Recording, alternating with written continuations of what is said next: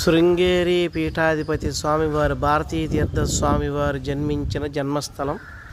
దీనిని తీసేసి స్వామివారి ఆజ్ఞ ప్రకారంగా దీన్ని ఒక కళ్యాణ మండపం కింద కట్టారు. అదే ఒక వేద పాఠశాల కూడా నడుపుతారు. ఇక్కడ తవ్వుతూ ఉండగా ఆంజనేయ స్వామి విగ్రహం బయటపడింది. అది చూపిస్తాను ఇప్పుడు నేను. ఈ ఆంజనేయ స్వామి విగ్రహం ఇక్కడ లభించింది.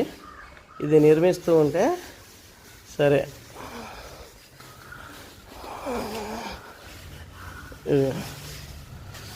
రత్నగర్భ గణపతి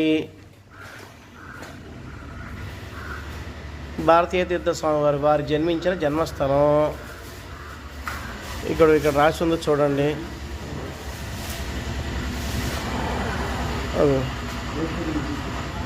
ఇది స్వామివారు జన్మించిన జన్మస్థలం.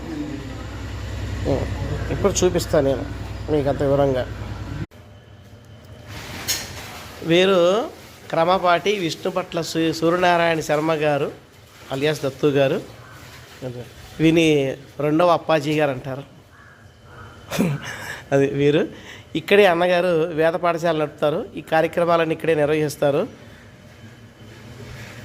స్వామివారికి అన్నగారు అల్లుడు వరుస అవుతారు. స్వామి గారి యొక్క సోదరుడి యొక్క కూతురిని అన్నగారు వివాహం చేసుకున్నారన్నమాట. అదనమాట విష్ణు భట్ల వారంటే వీరంతా మొత్తం వంశమంతా కూడా వేద పండితులే. ఇంట్లో అది వారి ఇల్లు. టీవీలు, గట్రాలు, రేడియోలు, టేప్ రికార్డులు ఉండవు. ఇంట్లో ఎప్పుడు కూడా వేదమే ఉంటుంది వారి ఇంట్లో. అది విషయం.